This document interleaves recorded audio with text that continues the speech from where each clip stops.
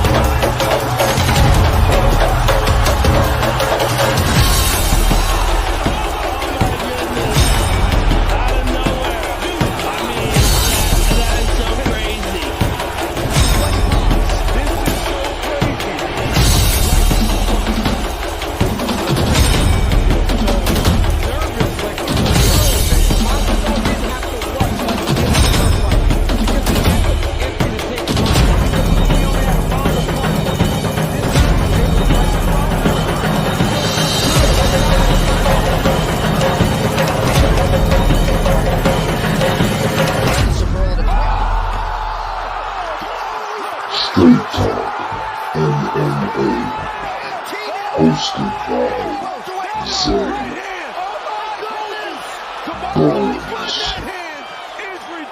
the MMA Brotherz.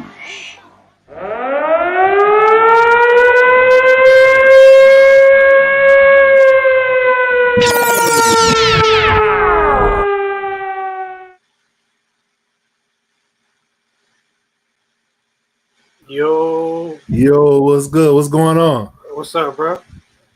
Another day. Thank God it's Friday. It's been a long week. TGIF. Yes, sir. Yes, sir. We are the MMA Brotherz back at you again. For UFC 301, I am Zay. And this is Bones. And we are the MMA Brotherz. Second pay-per-view within just as many weeks. This time they're going back to Rio de Janeiro, Brazil. And it should be a fun one. There's a lot of criticism about the card. What you think about this card right here? Just on paper. Hey, look, full disclosure, I was asked earlier if I was, paying for all these pay-per-views, the full price, would I pay for this one? And I said, yeah. And people don't believe me. I would, because listen, overall, this is a good fight card, and I feel like people are spoiled because, UFC 299 and UFC 300 back-to-back, and both of those cards were bangers. So, 298 too.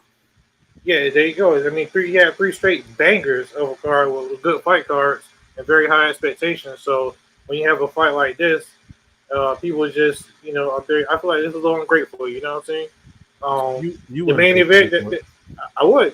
It's in Brazil.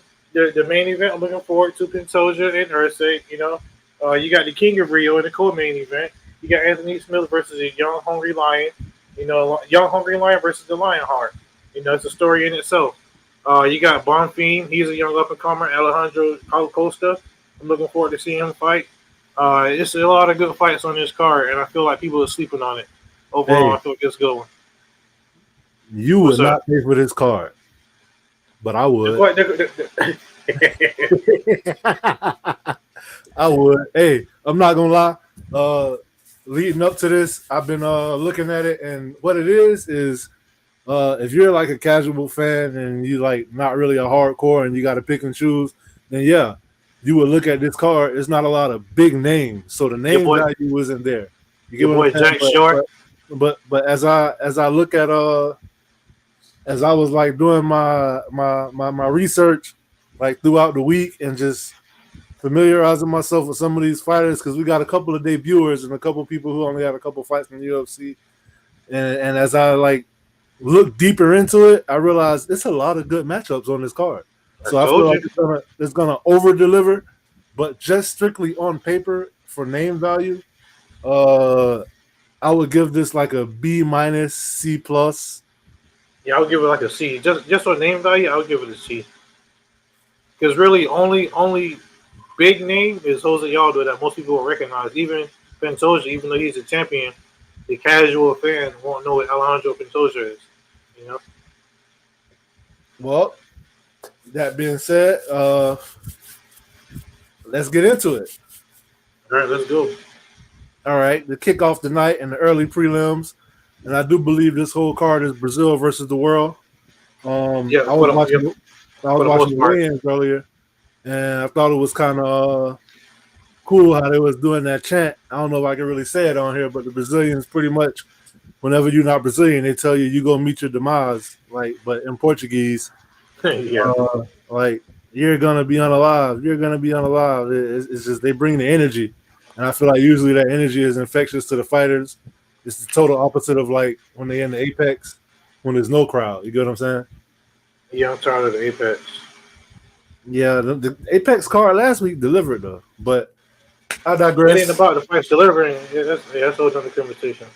Yeah. If we have time, we get to it at the end. I do want to say this though before we get into this card.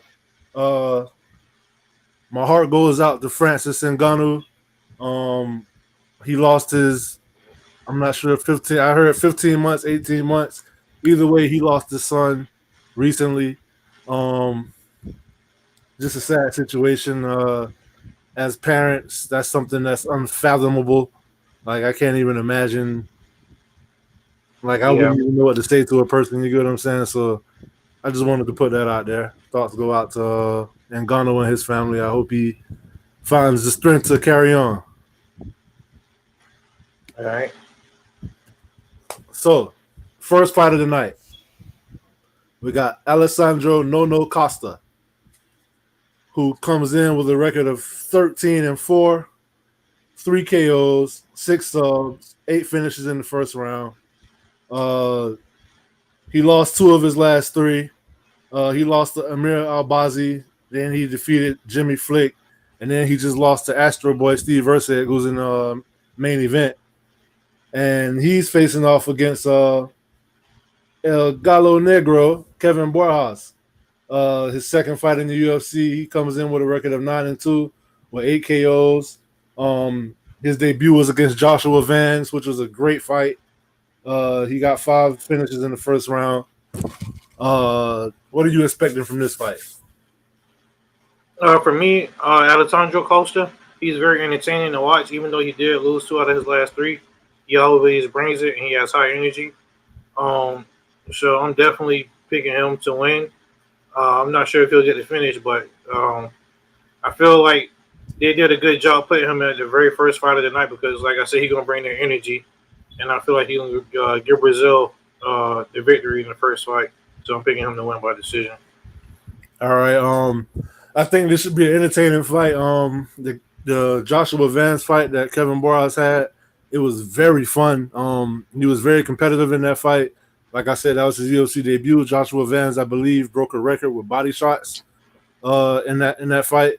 But Borjas he won the first round, and even though he gassed out, he was still bringing it. This should be an all-action fight.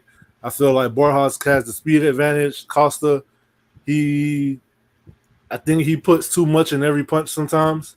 So I feel like Borjas is going 1-2, 1-2, 1-2, and then if he land that 2, he probably gonna try to come through with combos. He does throw in combinations. I give him the edge on the feet, but I can see Alessandro Costa. I feel like he's more well-rounded. Definitely fun to watch. I feel like his wrestling could make the difference in this fight. I do tend to lean his way just because he's from that Lobos gym. I've asked around and I've heard Zay is right. Hey, shout out to Mike in the building. Yo. And in this situation, I'll just say Costa would be the bear and Borjas would be the random man. So I'm going to go with Costa. Hey, but to your point, though, Borjas, he's very tough. And that's why I said Costa, he not gonna finish him. It's gonna be a decision, but he gonna definitely piece him up, and he gonna leave him. He gonna bloody him up. He gonna beat him up real good. I feel like. Yeah, this should get the crowd going for the first fight of the night. Next up, we have the no longer one half of the no longer undefeated Bonfim brothers, Ishmael Bonfim, coming in with a record of 19-4, 9 KOs, 4 subs, 6 first round finishes, versus Vince from Hell Pichel, coming in with a record of 14-3 with 8 KOs. Ishmael Bonfim, him and his brother both were undefeated. He just lost recently his last fight to Benoit Saint Denis. Everybody's saying that he was a fraud now, and I don't feel like you can call him a fraud for losing the BSD. How you see this playing out? Man, they kind of sending Pichel to the wolves kind of in a way, but I feel like by Pichel, he's a very tough vet, and it's one of those classic fights where they're giving him like a young, hungry lion. So I feel like Bonfim is gonna come out like guns blazing, and he's gonna look to rebound off of that loss, and I feel like he's gonna get the KO in this fight. Pichel, he is a vet, and he is pretty tough. You know, not to take nothing away from him or whatever, but I just feel like Bonfim got something to prove. I'm a big fan of him and his brother. Yeah, this fight is definitely a fraud check, in my opinion. They matched him up like this for a reason. I feel like Vince Pichel is, I think, 41 years old. He was in one of the earlier seasons of The Ultimate Fighter. He got that dog in him for sure. He's hard to put away. He's not great at anything, but he do got a real good chin. Bonfim is just better all the way around, better athlete, faster. I can't say cardio, but I will say this. I feel like Benoit Saint Denis and Vince Pichel kind of got that one thing in common, how they're going to stay coming forward. And if Vince Pichel can drag him into deep water and just kind of discourage him and break him, this fight is going to test Bonfim's will. But that being said, I feel like 40-year-olds don't do well. We saw that last week. Tim Means got knocked out. Ronnie Yaya got knocked out. And I feel like Vince Pichel is going to lose this fight. Hey, second round, flying KO. Mike says they checking that heart and temperature. Absolutely, absolutely. Because if he can't get past the vet like this, then I feel like he ain't gonna be champion in the UFC. You get what I'm saying? Yeah. Because Pichel is what you would call a gatekeeper, basically. Yeah. Next up, in the women's flyweight division, we have the witch, Dion Barbosa, who's 6-2, 3 KOs, 3 subs, 3 first-round finishes. She's going against Ernesta Caricati. She is 5-0-1, 2 KOs, 2 finishes in the first round. They are both making their UFC debuts, both coming off of the Contender Series. How you see this fight playing out? Honestly, I don't know much about either one, so I'm gonna let you take this one. All right, well, this is pretty much the classic grappler versus striker. You need to step up your Contender Series game, bro. Yeah. Basically, Dion looks like she like she a bankhead individual, like T.I. say. I take your cookies. Dion, she's more of a jiu-jitsu player. Caricati, she has pillow hands, in my opinion. That's just my white belt opinion. She got pillow hands. In her contenders fight, she was supposed to be destroyed, and she came out and just went straight for it, applying pressure, heavy volume. She got the W, but she just overwhelmed her opponent. I did see her in another fight where if you take her down, she's going to just lay there. You get what I'm saying? So I feel like if Dion Barbosa can get the fight to the ground, whenever she gets it down, that's what it'll be for the rest of the round. If you're going to put money on this fight, put for it to go over 2.5 rounds. That's my little cheat code for any women's flyweight fight. Over That's the oatmeal raisin. Yeah, because you don't get much finishes in this division. Right. And I know Karakade don't got power, but she is very active. So it's gonna be the striker versus grappler, and I guess the winner will be the number one contender.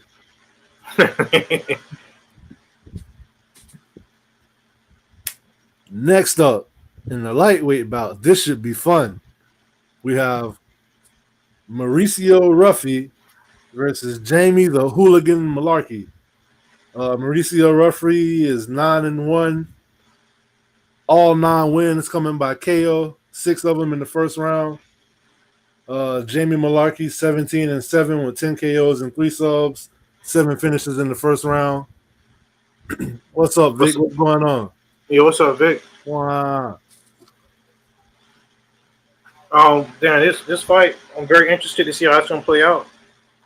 Duffy is looking to come out and take Malarkey head off. And he's looking to come out and do it early. So if Malarkey can weather the early storm, I feel like he'll definitely take this fight by decision.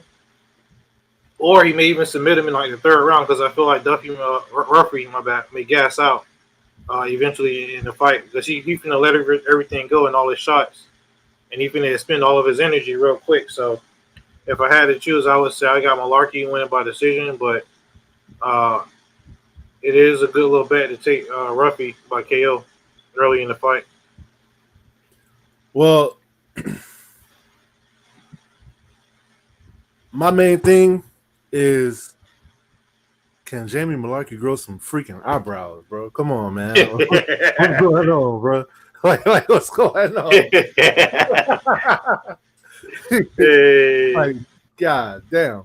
But so Jamie Malarkey, I feel like is the better mixed martial artist. He's kind of long, kind of tall.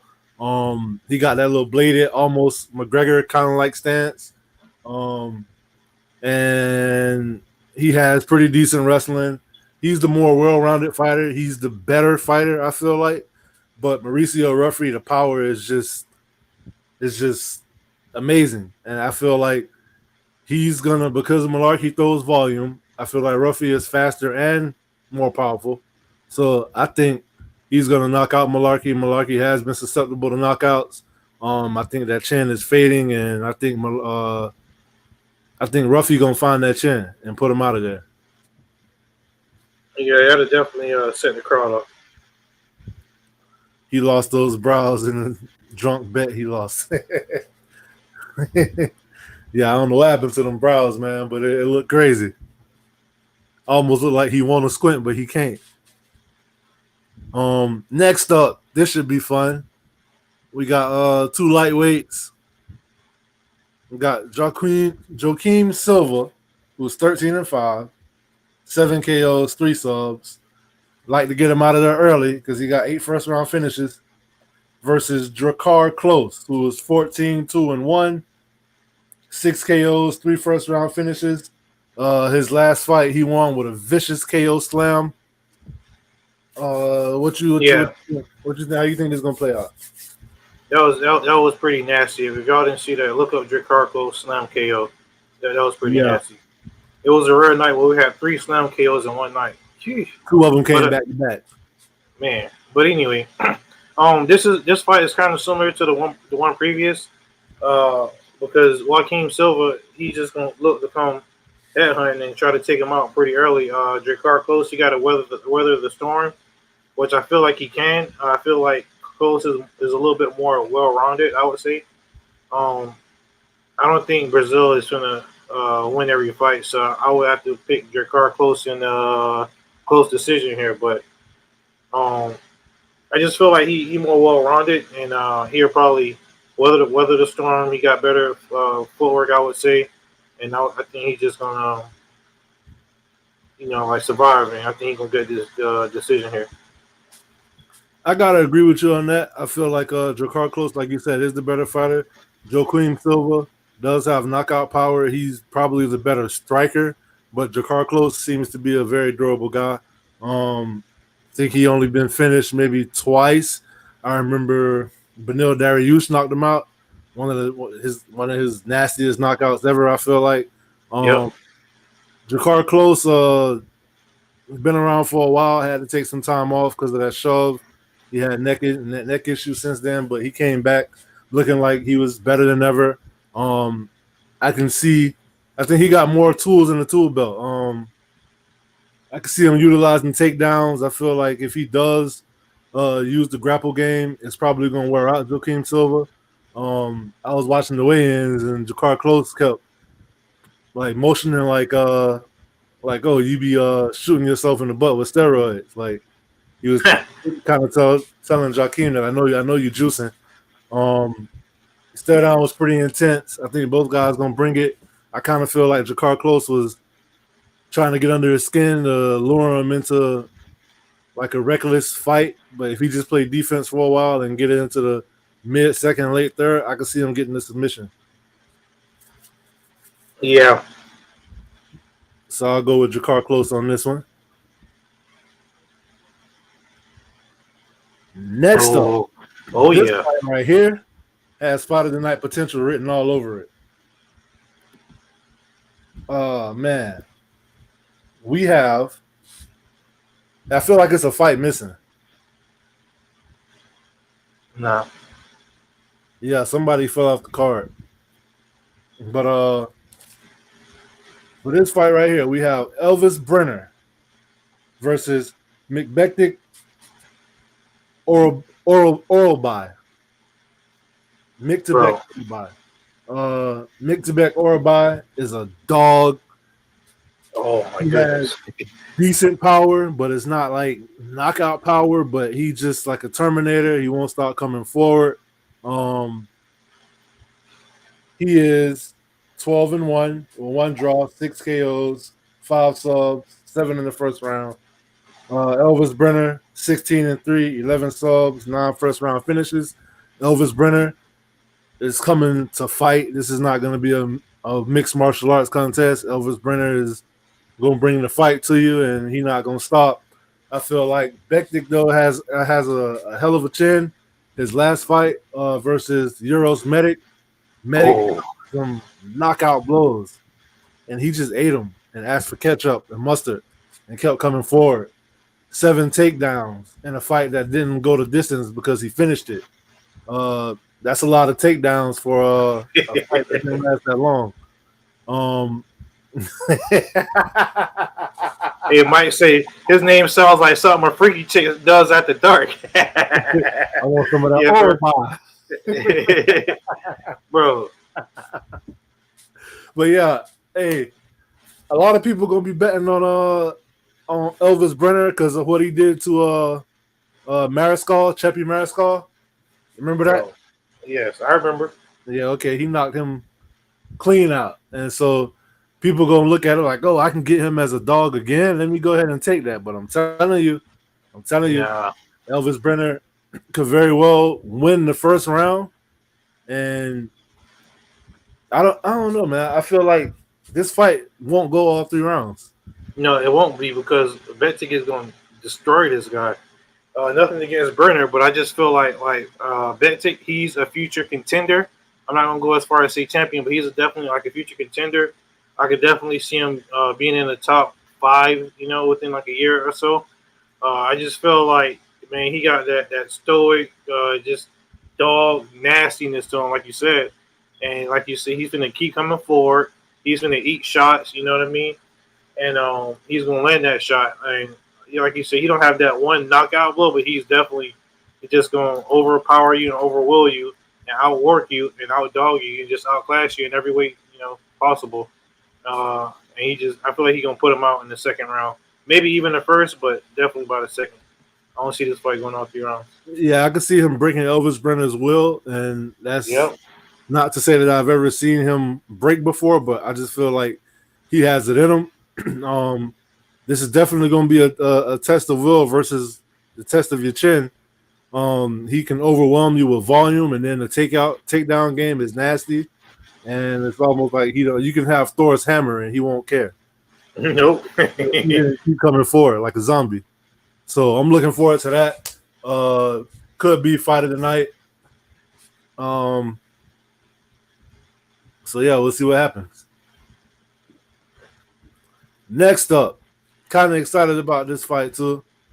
We have Karolina Kowalkiewicz, who is 16-7, 1 KO, 3 subs, 3 finishes in the first round. So obviously she's not a finisher. Versus Yasmin Lucindo, 15-5, 8 KOs, 3 subs, 3 first round finishes. Go ahead, take it. All right, bro. This fight is simple. This fight is for Karolina Kowalkiewicz to put her over, basically. She's going to be in her hometown. She's going to be, enemy territory. Luciano, she's supposed to come out and showcase her skills and show what she got, and put her out, and then that's supposed to get a ranking by her name next week. I feel like she's going to live up to that pressure, and she's going to get the finish. I would say maybe midway through the second or maybe early third round. And her last fight, didn't she sub Belbita? Yeah. Yeah, Yasmin Lucindo, she's very well rounded. She's a jiu-jitsu specialist, but she has really good power in her hands. Karolina Kowalkiewicz, I really respect her grind, man. She went she fought for the championship. Then went on a 5-fight losing streak. And then came back and won 4 in a row. She went to the American Top Team. They got her right over there. She had retired, came back out of retirement, and just started rattling off wins. The win streak may stop here. I hope not. Lucindo is the future of the division, though. You say you hope not? Yeah, I want Karolina to win because I'm a fan. But I think Lucindo is just younger. She's just like a 16-year age difference. Yeah. Nowadays, that's like I'm old enough to be your mama. You get what I'm saying? Yeah. Hey, she finna take Old Yeller out, man, to the pastures. Yeah. Huh? I say she finna take Old Yeller out. Yeah, it might be, but so I don't know. But I would put money on this fight to go over 2.5. If I was gonna bet Lucindo, I would bet Lucindo by decision. It would be more valuable considering the odds if you bet her by submission, because I could see that happening too. Her last fight, she got a nasty armbar. But yeah, like you said, that's what this fight is for, to showcase the Brazilian in Brazil and pretty much put her in the top 15. We'll see what happens. You know what? Yeah. I'm picking Karolina. I'm gonna pick up my heart on this one, just cause. Yeah, Mike. I called it Old Yellow because Old Yellow was a serviceable dog, and he did his part, and he was well loved and well liked. Like Karolina, she did her part. She's was a cornerstone of the division. You know what I'm saying? And I got respect for her, but it's her time. Yeah, that's kind of a theme in this card, if you notice that. And whoever's playing the role of Old Yeller is never Brazilian. They do that for a reason. Well, only in one fight. We'll get to that in the co-main event. Oh, here go your boy, bro. Yes, sir. So they did take a fight off of here. It was John Silva versus William Gomez. I was kind of looking forward to that fight, to breaking it down at least, just because I actually had to do research on that because I wasn't too familiar with both fighters. And once I did it, I got excited for it. And now I feel like all my hard work was for nothing. So I kind of want to break it down anyway, but we're going to keep it moving. So next up, we have Jack Shore versus Joanderson Brito. This fight right here, Jack Shore is coming in with a record of 17-1. He got 4 KOs, 9 subs, 6 in the first round. So that shows you that he's kind of well-rounded. Joanderson Brito, he's 13-3-1, 7 KOs, 7 subs, 10 in the first round. So that shows you that he's even more well-rounded. Jack Shore, I feel like a lot of he's a grappler. His knockouts come from people being afraid to let go of their hands because they don't want to get taken down. So they're wary of the takedown, which opens them up defensively for his strikes. Man, I think they got the odds right on here. I think a lot of these fights, the some of these fights are 50-50 fights, but they give the edge to the Brazilian, but I don't think that's gonna work out here. If this was Canada, then maybe. But Joanderson Brito, he got the power, he got the speed. He's no slouch on the ground. If Jack Shore pulls a Jonathan Pierce, then I feel like we just saw the same matchup last week with David Onama and Jonathan Pierce. As far as stylistic wise, you get what I'm saying? Yep. But Joe Anderson Brito has way more power than David Onama. I can see Brito getting the KO here.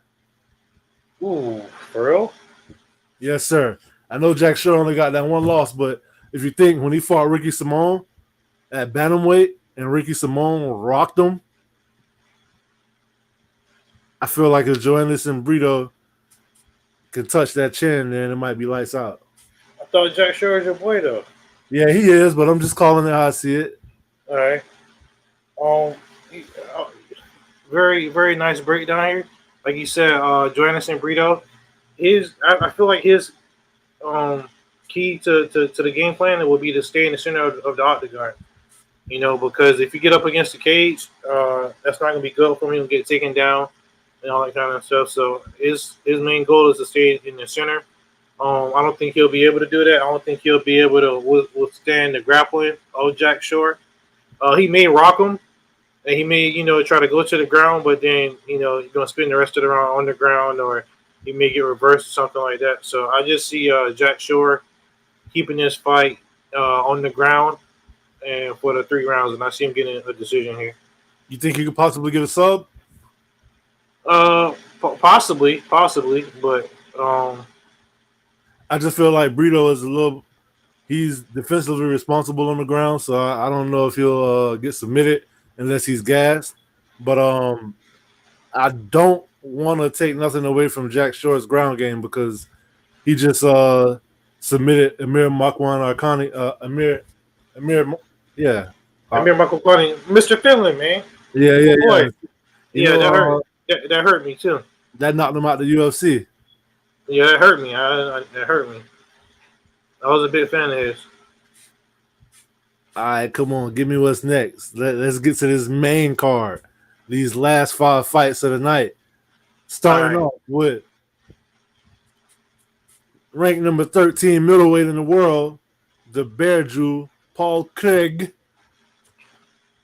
17-7, 4 KOs, 13 submissions, 11 in the first round. And he's taking on the natural Caio Borralho. Comes in with a record of 15-1. 4 KOs, 4 submissions, but he is on a 12-fight win streak. Let me say that again. He's on a 12-fight win streak. I've been watching this guy since the Contender Series. Calls himself the Fight Nerd.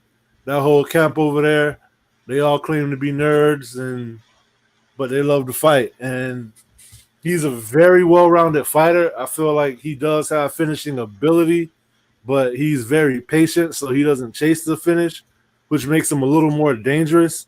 The Bear Jew Paul Craig, elite submission artist. As you can see with the 11 submissions out of 17 wins, he's an elite submission artist.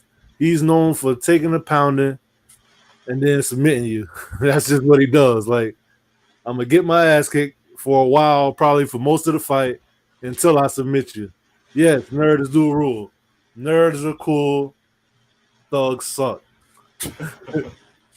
There's too many people out here that don't realize that nerds run the world. You get what I'm saying? Oh yeah. So yeah, Paul Craig is definitely dangerous. I don't want to take nothing away from him. These odds are insane. Even though the odds are insane, I do expect Borralho to win this fight. But if you're gonna bet Paul Craig just because of the odds, do yourself a favor and bet Paul Craig by submission. Third round? Huh? Third round, right?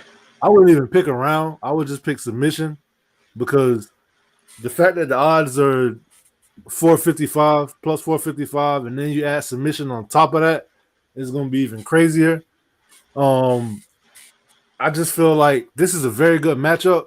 They did this to put Borralho over. Borralho is very patient. Yes, Mike, Zay is right. I'm trying to be like you.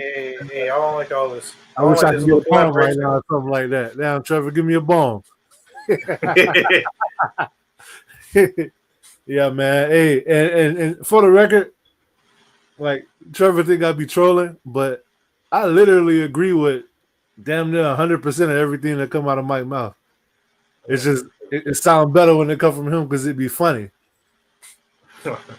But yeah, man, I think Paul Craig, if you're gonna bet him, bet submission. You don't even got to worry about what round because if he wins, that's how he's gonna win. But I can see Borralho going and taking this fight by decision. Paul Craig, like I said, even though he's dangerous on the ground, he is kind of aside from the triangle, he is kind of vulnerable when he's on his back. His striking isn't that good. It's kind of average, and it's better than mine, but it's average. And yeah, his striking is better than mine, but I would consider it average. And he doesn't have good takedowns, so even though he specializes on the ground and getting submissions, I don't see how he's going to get it there unless Borralho rushes something and gets too excited. Who knows? Maybe the home crowd might get to him and he might be chasing the finish. He did say he was going to knock him out in the first round, so that could make him slip up. But if it's not for that, if they don't end up on the ground some kind of way, then I see Borralho taking the decision. And I did say when I first saw him on the Contender Series that he is going to be a future title contender, and I'm usually right about those type of things. Just like the first time I ever saw CM Punk, I said this dude is going to be like the next Bret Hart. That was a little too high praise, but you get where I'm going. Yeah, he is right, y'all. He did say it. I confirm. He did say it. For this fight, I want to pick Paul Craig, but I can't pick Paul Craig because Borralho, I know I just see it coming, man. Like he's gonna get on the ground. The thing I don't like about Paul Craig is that when he gets on the ground, he gets too comfortable, and he knows, oh well, I won this fight by triangle. I have to get my ass whipped a little bit, so I'm gonna try to do the same thing. And he tried to survive a little bit too much, He got too much faith in it, too much confidence in his ground game. Yeah, and then turn he gets pounded out or something like that, or he just loses the round, So I will pick Borralho in this fight, but Borralho in this fight, but I do want Paul Craig to win because I'm a huge fan of his, and he is due for a victory, man, because he done dropped down to middleweight now, and I was hoping that when he dropped down to middleweight, he could rack off a couple wins, get a title shot or something like that, but he got one. Yeah, but he lost 2 straight though, so he need to get some more. He need to get some more wins. Did he lose 2 straight at middleweight? Yeah, I think he lost to Brendan Allen. I think that loss before that was against. I think he lost. He lost to Uzdemir. Then he dropped down and he got a win, and then he fought Brendan Allen and lost. And even in that, he had him. Dog, how in the hell did he pull off that? Brendan Allen had him in the rear naked choke. In some way, from being rear naked choked, he managed to put Brendan Allen in a calf slicer that made Brendan Allen let go of the choke. That's the skill that Paul Craig has on the ground. Like somebody got your back, they got you in a rear naked choke, and some kind of way you managed to put them in a calf slicer. Like what is that? Yeah, he's very inconsistent. He beat Anthony Muniz, and then he lost to Brendan Allen. And before that, he lost before the Muniz fight. I think it's when he lost to Johnny Walker and Uzdemir. Oh, see, I forgot about the Walker fight. And see, that was another thing. Like that's like when he had Johnny Walker's leg trying to take him down, and Walker started punching him, and he wouldn't let go. Yeah, man, that fight really hurt me, man. That fight really hurt. But I will be making a little parlay on Paul Craig, though. Nah, hey, I'm gonna tell you this. Everybody out there, if you're listening, take my advice on this. What I've learned about the parlays, right? From my personal experience, if it's a fight you're iffy on, don't put it in your parlay. Because then you got 3 fights that hit, and the fight that you're iffy on didn't hit. I understand you want to boost the odds and whatnot, but if you're going to bet Paul Craig, just bet him by submission. That's it. And if you're going to do your parlay, leave him out of it. Like, for your parlay, put your locks in there. You get what I'm saying? Yeah. And don't put too many legs. Like just 3, 4 is stretching it. You get what I'm saying? And leave it like that. Yeah. That's just my advice to you. Like, do what you want to do, but Good advice. all right. So next up, Ooh, I'm excited for this fight. this is one of my parlay picks right here. We got Michel Pereira, who is 30-11. Let me say it again. 30-11. 11 KOs. So he got just as many KOs as he got losses. 8 submissions.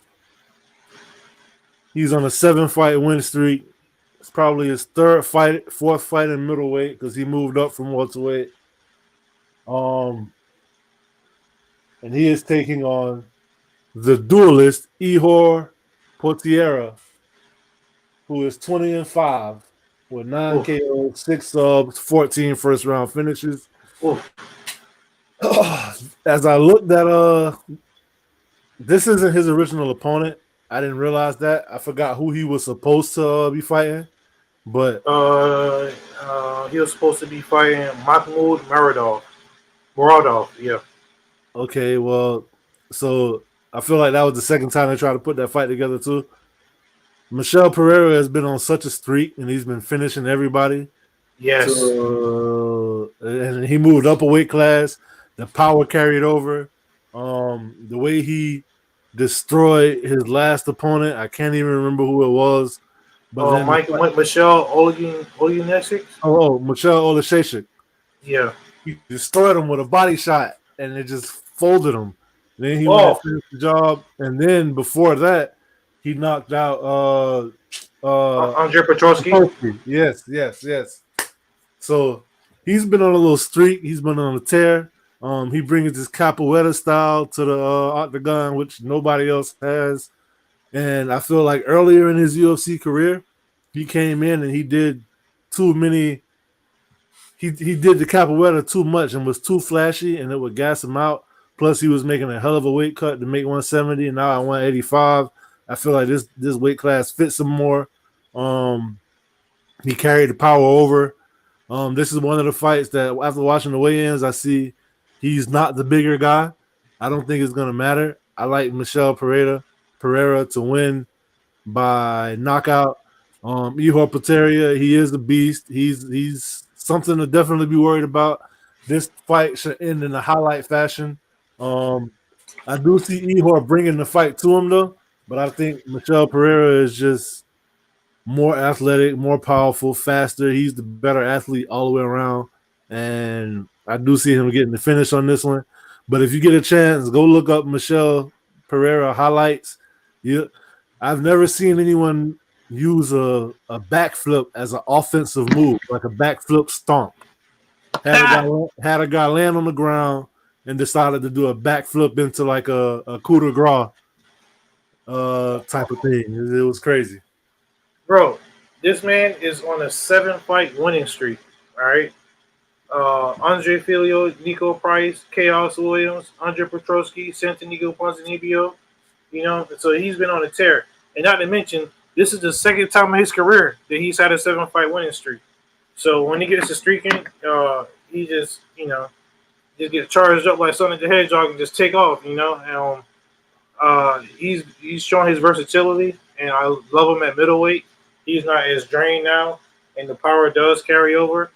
All that being said, Ihor Potieria, I am a huge fan of him. He got a pretty nice tattoo too across the chest, pretty nice one. I don't know, man. I kind of feel like it's gonna be a major upset, and I'm picking this fight possibly to be that. Uh, your safe bet and the safe pick would be Michelle Pereira, probably by I would say like third round TKO or something like that. But a part of me, I just feel it in my heart it's going to be like an upset here. So I'm going to go at Io or Pretoria. Plus, I just want to go against you. And by the way, I am keeping record of the main card picks. Oh, nah, it's just the main card. You were losing, so you had to try to go ahead and pencil with me real quick. I see how you do. I still never tallied up everything. I still got records of everything, but I didn't tally up nothing though. So yeah, you scared to. That's why. There you go. But yeah, I'm gonna just say, whoever wins this fight is gonna be in the top 15, and I know a lot of people look at it like top 15, but you gotta understand, man, like with a over 700-800 fighter roster, and these are the top fighters in the world, to reach the top 15 is like that means that there are only 14 men in this world your weight that you can't go to their house and eat their food.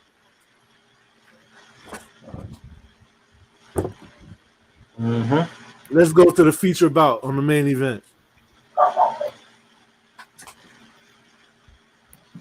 I'm looking forward to this one too. Feature bout. We got number 10, former title challenger, Anthony Lionheart Smith, who comes in with a record of, you ready? 37 wins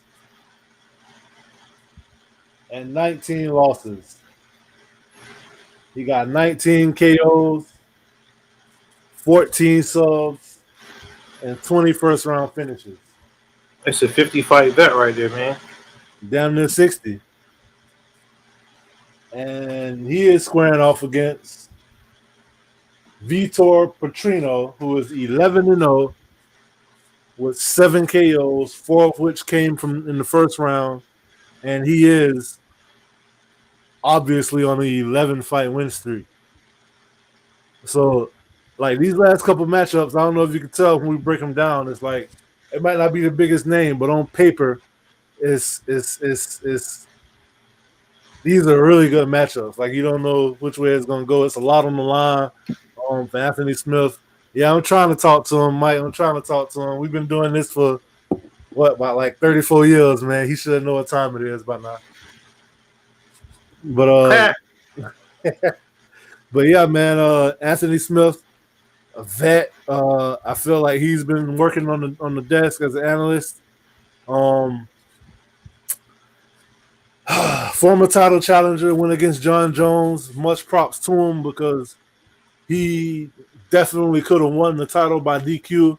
John Jones hit him with an illegal knee, and it was a vicious illegal knee. The ref gave him every opportunity to take the DQ, but he was like, nah, I'm good. He said he didn't want to win the title like that after the fight. Of course, he ended up losing because it's John Jones, but respect him for that. Somebody else would have saw dollar signs and been like, yeah, let me get that belt and make plenty of money off the rematch, get the pay-per-view points. Since it's a title fight, and I'm coming with the title, but he didn't take that way out. Probably should have, but he didn't. It would have been a nice business decision. Vitor Petrino has the touch of death in his hands. He just retired Tyson Pedro. He didn't finish Tyson Pedro, but that's only because it's Tyson Pedro. Nobody finishes Tyson Pedro. He did retire him, though. Petrino, after that fight, called out Anthony Smith. I think he sees the opportunity. It's a big name. And he feels like he's on the downslide of his career. I would love for Anthony Smith to have a resurgence and take this fight. Lionheart is the proper name for him. I mean, you're talking about a guy who started off his career with like a losing streak. I think he lost like 7-8 fights in a row, kept at it, came to the UFC, got on the winning streak, came to the UFC. After he came to the UFC, he rattled off some wins, took a couple of losses then, and then was kicked out of the UFC, went on another tear, came back in the UFC, went on the tear. That was at middleweight, moved up to like heavyweight. and he's very well rounded. He is the better fighter. I feel like his ground game is elite. He's a very good jiu-jitsu guy. Has very long range weapons when it comes to the teep kicks and that long 1-2. He's tough as nails. You're talking about a guy who was beating the hell out of Glover Teixeira. Glover Teixeira came back, started destroying him, knocked his teeth out.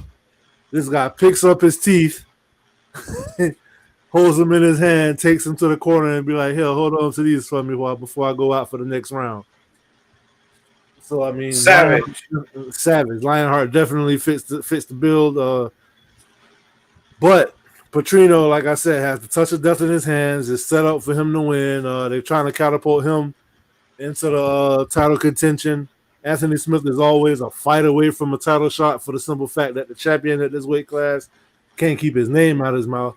But I think the odds are a little high, but at the same time, I think they got it right. I'm going Vitor Petrino. I feel like Anthony Smith has been in way too many wars, which has aged him beyond his actual age. And I mean, that last night he's been in some wars. Like, he's taking a lot of damage in every fight. He has a problem with blocking the leg kicks. I feel like Petrino is faster, stronger, and like I said, he got the touch of death. I could see Vitor Petrino putting an end to this fight. This is kind of a quick turnaround for Anthony Smith. Just got knocked out by Khalil Roundtree. So I like Petrino in this fight, man. What you got? Petrino called him out and wanted to fight him, and Anthony Smith took offense to it, and he's saying that he's tired of these young pups, these young up-and-comers, you know what I'm saying, thinking that they can just call him out and use him as a stepping stone. Well, Anthony, it's your time to prove these guys wrong, you know what I mean? Because if you lose this fight, people are going to continue to use you as a stepping stone. So this is about how much how hungry is he right now, you know? They call him Lionheart. You know, we're going to put that to the test in this fight because Petrino is definitely going to bring it. I think he's going to utilize some leg kicks. I think he's going to try to keep it standing and just beat him up basically for 3 rounds. I don't think that he's probably not going to like try to exert himself and go for a KO shot because he didn't do that against Tyson Pedro. He's a very intelligent and smart fighter. He realized what opportunity this is in front of him. He's going to take advantage of it. Copper Diem, he's going to seize the day and seize the opportunity, I feel like. So I'm picking him by decision. I want to go against you because I want to pick Anthony Smith, and I just want to go against you, but I can't for this fight. I want Anthony to win, though. I really do because I want to see him have a career resurgence. Yeah, me too. Get another title shot, you know. Outside the octagon, I respect him a lot, you know. I listen to the podcast with him and everything, and he's just somebody that I respect, you know, in and outside the octagon. But unfortunately, Petrino finna get it. And then we just see Anthony Smith fight last week. Ha! That's a good one. The European version. Hey, Petrino looking at us like, come on, man, you gonna pick this guy? Okay. Here we are. Co-main event of the evening. Bantamweight bout. Never seen 2 guys ranked the same number before. That's weird. Doesn't make sense. I swore Soccer Kick Aldo was washed. I heard his name. I thought it was his child. Yeah, that's the crazy thing about it. Aldo. All right, we got Jose Aldo, the king of Rio. All right. He is 31-8 with 17 KOs, 1 sub, 12 first-round finishes. Going up against Jonathan the Dragon Martinez, who is 19-4 with 4 knockouts, 2 subs, 6 first-round finishes. Jose Aldo, you would think that he's washed. He moved down. He was the bantamweight champ for about 11 years. I'm gonna say he went unbeaten for about 11 years. Put it that way.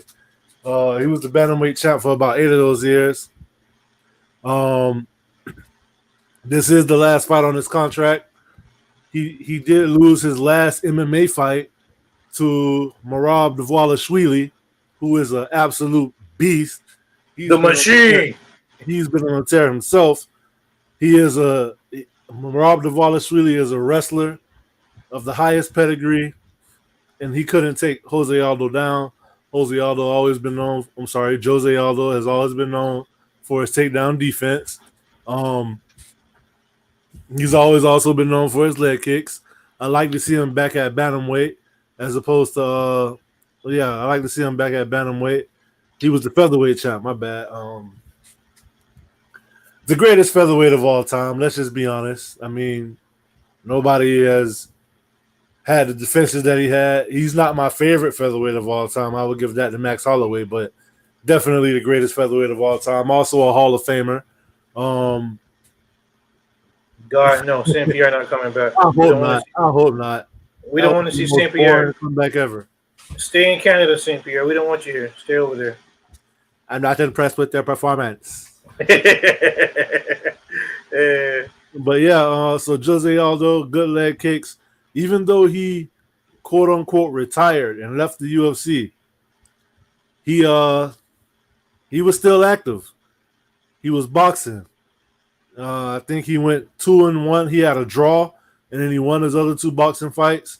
I like the fact that during the time that he was boxing, he stayed at his MMA gym. He stayed with his MMA coach. So we don't know if he was still training MMA. Jonathan Martinez, also a leg kick specialist. He finished Adrian Yanez by leg kick. He finished Cub Swanson by leg kick. Both of them was very tough for me to watch. Yeah, man. And he's definitely a kicker. He got a nice knee knockout, too. He uses his legs way more than he uses his hands. That's what makes this fight very interesting to me, because even though Jose Aldo lost his last fight, he was on a 3 or 4 fight win streak before that. And even the fight, I would say he was on a 3 fight win streak, but I would say 4 because he lost to Marlon Moraes, but I felt like he won that fight. He is in Rio, where he created the magic against the one and only Chad Money Mendez. Chad Money Mendez had his back, was trying to take him down. He broke his hands, turned around, caught him with a knee, went and finished him with strikes, jumped off in the crowd, and the way the Rio crowd embraced him and picked him up on the shoulders while he was holding the flag is legendary. I think every man in the world wishes they can have a moment like that. I swear, leg kick is tied with the gut punch for hits. I hope I never have to take one. Yeah, me either, man. Me either. Yeah, that is brutal. And speaking of gut punches, Aldo, when he fought Jeremy Stevens, caught him with a nasty liver shot. He's known for that little hook to the liver. So I feel like also Moicano too. Yeah, he dropped him. He shut him down too with a liver shot. It's usually like a right hook to the liver, man. It just crushes people, and it's like it'd be a delayed reaction. It's so beautiful. I love it. but those are, I think, some of my favorite knockouts, when somebody get hit with a liver shot, and then 2.5, 3 seconds later, you see them just fold, kind of like Tank Davis did Ryan Garcia. But so Jonathan Martinez, he's a leg kicker. That's why this fight is so interesting, because Jose Aldo has always been a great leg kicker, but he's also been just as good at checking leg kicks. So I'm very interested to see how this fight is going to play out. I still don't know which way I'm leaning for this. I feel like it's a good matchup. I feel like Jose Aldo still might have some juice in the tank. And I want to bring this up, bro, because I feel like nobody talking about it. So I'm gonna let you go first, then I'm gonna go ahead. I feel like, technically speaking, about like the laws of physics, Martinez should win this fight. You know, I'm not going to go over Jose Aldo accolades because you already did that. You feel me? But I feel like Martinez should win this fight. But Aldo obviously has that experience. And a good point to what you said is he got still Henny in the tank. Hey. But a good point to what you said is Aldo has been active, and I feel like he has been training still. I would believe so.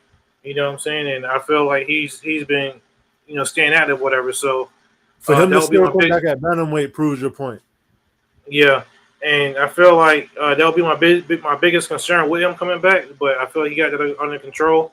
I'm gonna go with a very nostalgic moment here, and I'm gonna say Jose Aldo with the finish, and then he runs out into the crowd, and that's like this is gonna be his retiring crowning moment, and this is how we're gonna remember Jose Aldo, the King of Rio, the greatest featherweight champ of all time. I agree with you, bro. It ain't Matt Holloway, it ain't Volkanovski, but until Ilya overshadows him, and which he will eventually, this is the greatest featherweight of all time, in All my right, I'm opinion. gonna say this. I Featherweight feel like champ. because this is his last fight on this contract, I've been hearing rumors about him trying to get on that Tyson versus Jake Paul card. The UFC probably don't want to let him do it because they don't want to let nobody participate in nothing that got Jake Paul name on it. So I feel Yeah, like he's trying to come back to get this last fight off his contract, and they kind of was in a bond where they watch each other's back because they wanted Alex Pereira on this card, but because they had to use him for 300 because they couldn't get McGregor on that card, they didn't put him on this card. They were in a bond. They were trying to beef it up, so they reached out to Jose Aldo, and I feel like they watching each other's back because okay, Rio loves me. I'm gonna put asses in seats, and I'm gonna get out of this contract, and I'll be free to go do my boxing thing. And I feel yeah, like after boxing for so long, well, not for so long, but for the past year and a half, maybe two, I feel like his body got a chance to rest because I feel like boxing training is not as grueling on the body as MMA training. just the So, just the slams alone and the repeated motion of going to your back and getting back up and stuff like that. That alone, you know what I mean? so he might come in refreshed. But I do want to bring this up because nobody's mentioning it. Okay, so this is the first case that we see in the UFC since the removal of USADA where a fighter returns. You get what I'm saying? Yeah. Prior to before they had USADA, you had to enter the pool and wait for 6 months. hmm There was none of that. So, do you think he might come in a little juicy? Maybe he would because this is his last fight and the UFC want to get him out of there. To your point, they really ain't tripping too hard on it. And it ain't no USADA to enforce that 6 month rule. You get what I'm saying? Yeah. Like Interesting take. you didn't think about that, did you? No, I didn't. Nobody did, but me. You know why? Could you say, man? And I'm right. I ain't gonna say that second part. Jose Hey, Aldo been training with Ryan hey, Garcia. What's up, Chris? hey, what's up, Chris? And Ryan Garcia did just pop for PEDs. You know that, Hey, right? wait a minute. Hey, wait a minute. Wait a minute. That's a conspiracy, bro. Ryan Garcia, it was not on steroids. I'm gonna defend him. It's an alleged account. Um, I feel like they're doing that because he messed up Vegas because they thought that he was going to come out there and lay an egg, and he ended up upsetting everybody and getting that, being Devin Haney. Not only did he beat him, he smashed him, and that was very unexpected. People didn't like that. People didn't expect that, so they're gonna throw some dirt on his name. Hey, That's what I think. I'm gonna tell you like Uncle Chell said. All right, so Uncle Chell said Ryan Garcia has admitted that he smokes pot. He's admitted that he's been drinking. Everyone can pretty much assume that he's on that girly girl. You get what I'm saying? Yeah, Especially hanging out with your boy. So if you'll do those things, you won't do steroids. yeah. I think it's a conspiracy. I think it's a conspiracy. He could be doing it, but I'm saying that he did it. Only person that got messed up was Devin Haney. What's up, Xavier Martinez? I think Steve is gonna win because Alessandre spells his name weird. Hey, what that's been, man? We've been missing that the whole show. Hey, Xavier Martinez, shout out to you, man. Me and him had some epic classic battles on UFC 5 last weekend. It was a lot of fun. We got to do it again sometime. Christopher Morales, you already know what's up. I'll probably see you after this show. So next up, in the main event of the evening, we have the undisputed, reigning, defending flyweight champion of the world, Alessandre the Cannibal Pantoja, versus Astro Boy Steve Erceg. Pantoja comes in with a record of 27-5, 8 KOs, 10 subs, 10 first round finishes. Steve Erceg, 12-1, 1 KO, 6 subs, but he is on an 11 fight win streak. Steve Erceg, you know what? Go ahead. I'm gonna let you take it away because I got a little trivia question for you. Steve Erceg, good old Astro Boy.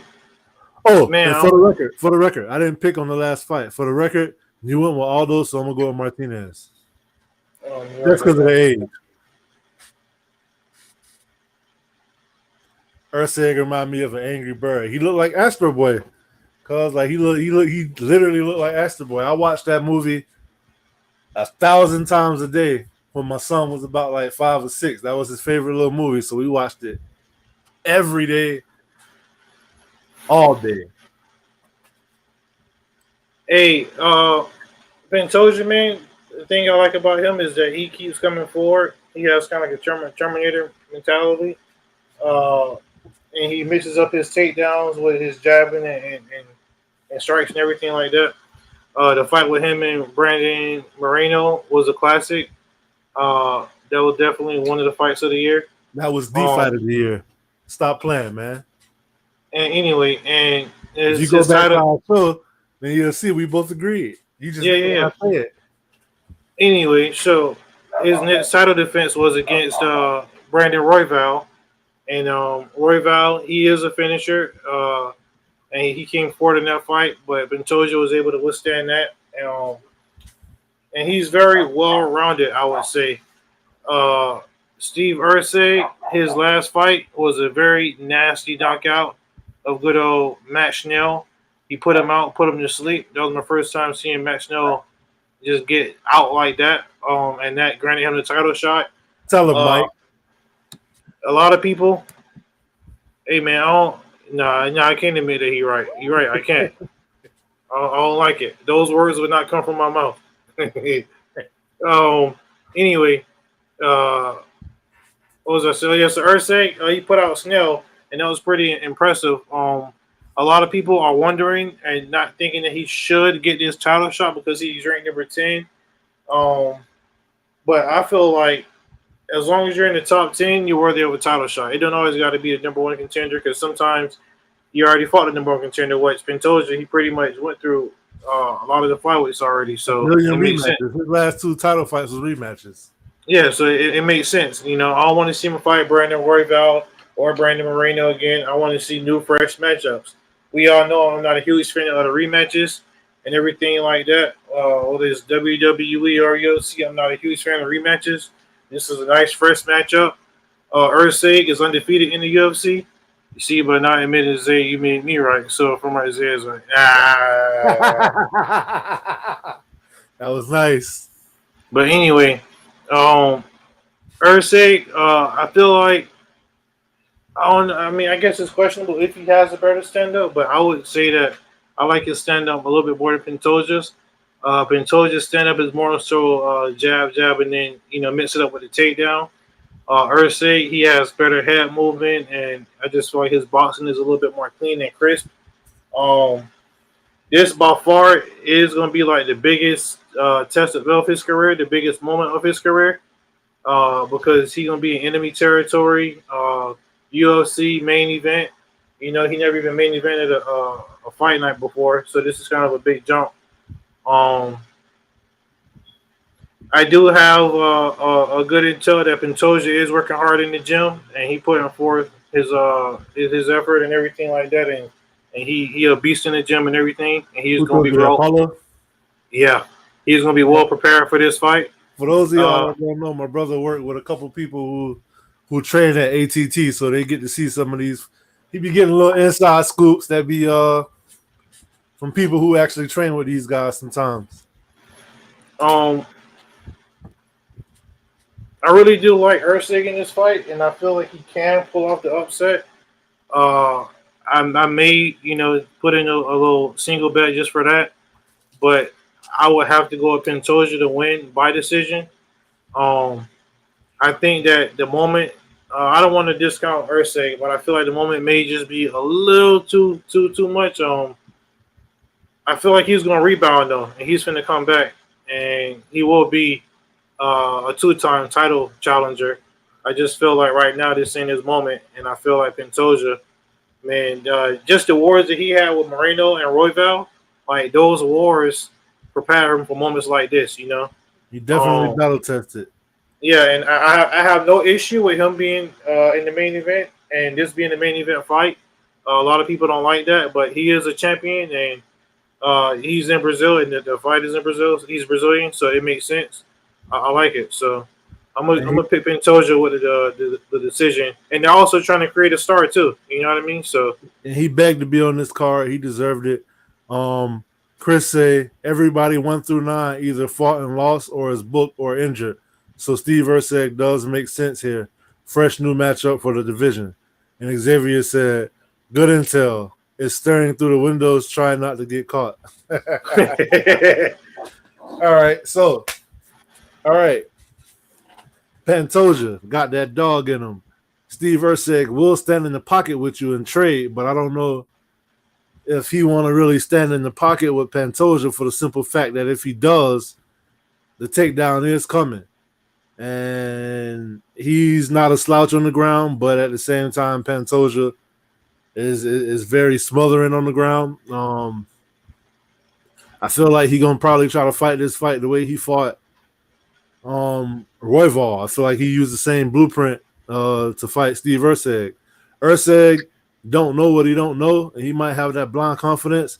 I'm a huge fan. He came into the UFC on short notice, took on number 9 in the division on 2-week notice, and did his thing.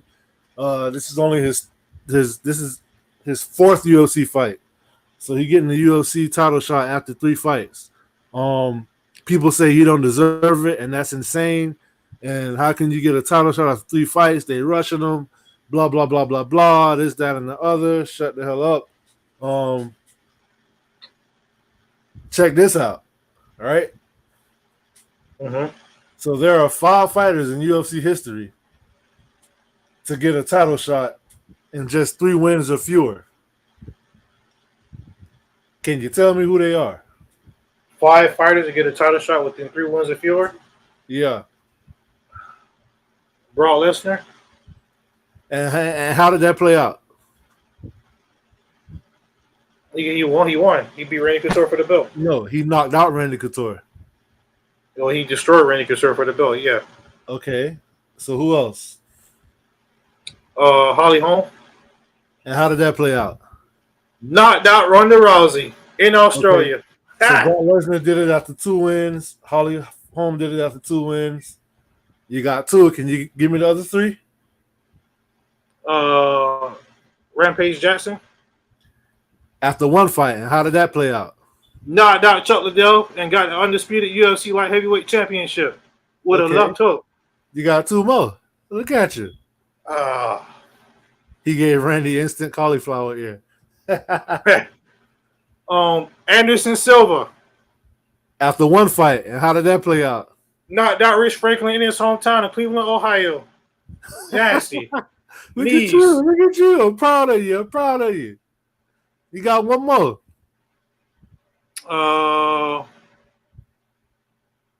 Iceman was cold back then. And he got left stiff. Yeah.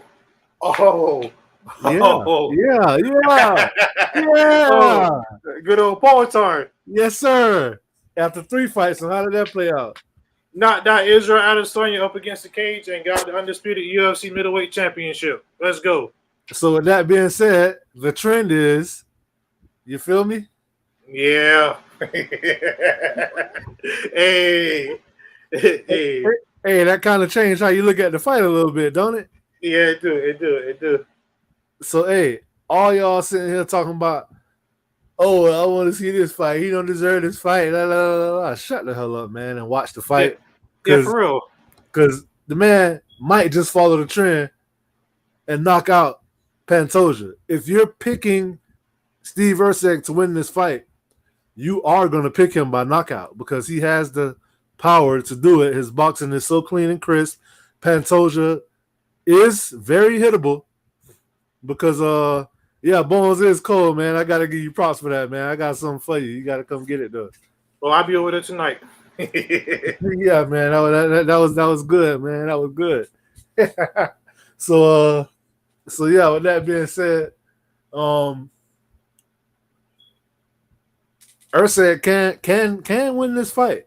And when Pantoja won the belt, the first thing he did was got on the mic with Joe Rogan and said, "Papa, can you see me now? Are you proud of me now?"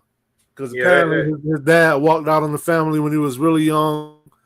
And so if I was Steve Erceg, being that we are in Brazil, I would find this man's father, buy him a ticket, make him sit front row, give him a sign. Give him a sign that says, "I am Pantoja's dad," just to make sure Pantoja sees him. Because half of the fight is mental. You get what I'm saying? Bro, oh my goodness. That would be so amazing, bro. I would give him something to think about. You get what I'm saying? That would be so amazing. Yeah. So that's just me, though. I'm petty like that. On Demon Time, always. They did that damn. But yeah, man, I could be pretty cynical. But yeah, so this is a good fight. When I first saw Steve Erceg, I said the same thing that I said about I can't even think of who right now, but Jack Jack 3 name. Yeah, like I said about Jack Della Maddalena, like I said about your boy who just what's his name? Oh, Diego Lopez. Diego Lopez. There you go. Got you, I have his dad on next to Betty's. Exactly. That's how you got to do it. So, yeah, I'm looking forward to this, man. Pantoja. I do feel like he has the skills to do this, but I'm not sleeping on Nestor Boy. I don't remember what the odds were, but I feel like the odds said that this should be a close fight, just like how I feel. And even if Erceg loses this fight, I feel like even if he's just competitive, looking like Frank Lucas had to fight. For real. But I feel like this is going to show him where he stands in the top echelon of the division. Don't forget his last fight was against Matt Schnell, which was his biggest test, and he left him sleeping in the middle of the octagon with a nasty check left hook. Bro, the thing for me is that Pantoja has been in a lot of wars, and I feel like he's going to drag him into the deep waters and leave him like bloody. He's going to keep steadying him up with the jab. Like Erceg may win round 1 and 2, but I just feel like Pantoja is going to keep with the jab and bloody him up and mess him up and just make it a fight. And I don't know. I haven't seen Erceg. It's the unknown. It's the unknown. You feel me? I don't know the Erceg. We don't know if he got that dog in him because he never had to show it. But if he got it in him, it's going to have to come out this time. And then if you look at the trend too of underdogs and title fights, especially this year, I mean, underdogs been doing their thing. So you know what I'm gonna do? I'm gonna go with the trend, not based off of skills, but just based off of everything that we just said as far as the fighters in UFC history to get the title shots and 3 or less wins, and then the fact that all underdogs been taking straps all year. And then if you look at I'm gonna look at Steve Erceg to win this fight by knockout, but I will say this: Pantoja has the ability to get tired and keep going. In that Brandon Moreno fight, he was gassed, but he's so well conditioned that it didn't even matter. And I just feel like he definitely got that dog in him, man. And this is gonna be a fun fight. I'm gonna pick Erceg. You pick Pantoja, right? Yeah. I'm gonna just pick Erceg. And we're gonna leave it at that, man. I'm looking forward to it though. Oh yeah, it's definitely gonna be a good fight either way. Pantoja too is one of the best scramblers in the game. Like when it comes to scrambles off the ground, getting back up and whatnot. Like I feel like that's one of the things that separated him from Brandon Moreno in that fight. Yeah. All right, so bro, what you got fight of the night? What you got? The fight of the night, I got McBectic oral by versus Elvis Brenner. All right. What you got for a knockout of the night? Knockout of the night. I'm gonna go Michelle Pereira versus Iho Potiera.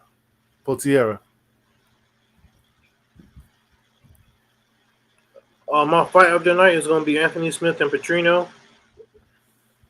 My knockout of the night. Yeah, McBectic. Yeah, I think he's gonna knock out Brenner. That's gonna be my KO of the night. And submission of the night. What you got? Go down some more. Bonfim, that could be the good submission of the night. I don't know. I don't really see too many more subs unless Paul Craig pull one off. But I don't think he's gonna win that fight. But if Paul Craig don't pull one off, I think they're just gonna give 2 performance bonuses for another knockout. What about Jack Shore? You don't think he's gonna do submission of the night? Nah, I think he's gonna lose that fight. All right. Yeah, all right. So this is gonna be a very exciting so fight. the other performance bonus is gonna go to Steve Erceg for knocking out Pantoja. All right. Hey, if y'all never seen a Brazilian card in UFC or UFC Brazilian card, please tune in. You can watch on ESPN Plus or ESPN, and just listen to the chant that we talking about. We're not gonna say it or whatever, but just listen to the chant. It's pretty intense. All right, so that's pretty much it for us. Don't forget to check out the 5 count SmackDown review show later on tonight. Tomorrow at 3, we're doing a live watch along for Cody versus AJ at Backlash. And there's no Man Talk Monday this week. Wrestling with Reality will be happening this Wednesday. Man Talk Monday will be back next week. This last Man Talk Monday that they just had, they had a debate on there that had me going out all damn week. So me and bro was talking about that while I was at work. It was pretty crazy. I was talking to the missus about it, and thank God she was logical because it would have ate me up inside if she wasn't. but the logical response is choosing the bear. Come on now, we all know that. That's the logical response. That's the traumatic response. That's the trauma response. But which is the logical response. If you say so. All right. So that's pretty much that. I just got I said it, Mike. In case you're listening. That's pretty much it, man. I just got one more thing to say to y'all, and it's kind of serious. I'm gonna turn my camera on for this one, so I can look at y'all in the eyes, and I just need to tell y'all this: y'all better be here tomorrow at 10:30, so y'all can see this review show. You better be here. That's right. That's pretty much it. You better be here. Well, Sunday. Yeah, Sunday. My bad. That's all I'm going to say. Be here. Peace. Right, here we go. It's time to go. That's what that means. So what that means, peace.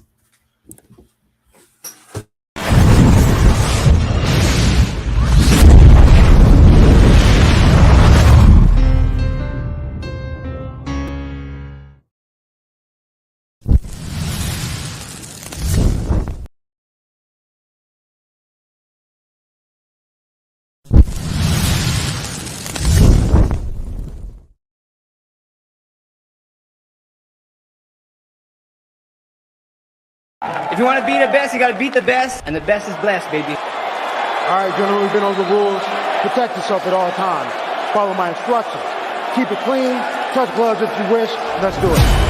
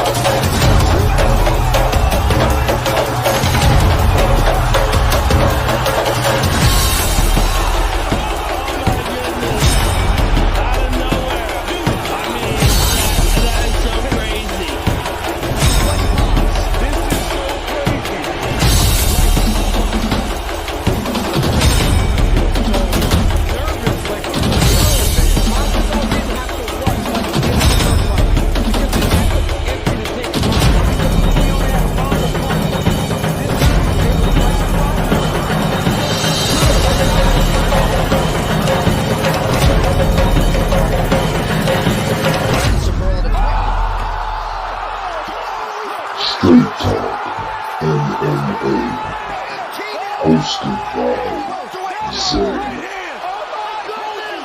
and Bonez, the MMA Brotherz.